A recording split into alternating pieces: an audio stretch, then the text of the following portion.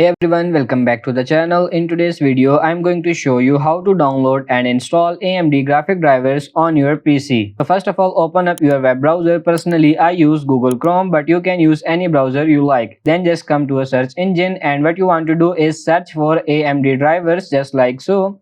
And the website you want to go is the official AMD one, amd.com, the top one, and we've got two different options. What we can do is do the auto detect and install driver updates, or we can do the manual search. So this top one's going to work fine for most people, but maybe you want to go and get the direct drivers for your device. If that's the case, then what you need to do is know what the graphic card you've got. If you don't, just go and open up your device manager, just go and search for it, and then expand the display adapter section, and you will see what AMD card you have, and you will be able to fill out what is the, and then you can go and get the download like that, and then press submit.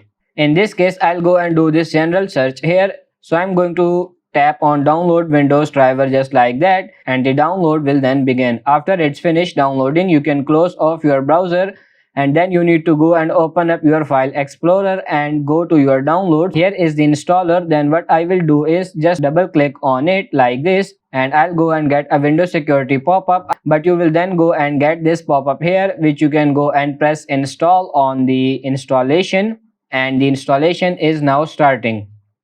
It's now checking my PC's hardware for driver and software compatibility. It's now found the best software and drivers for me, so I'm going to go ahead and click on next, and then I'll go and click on install.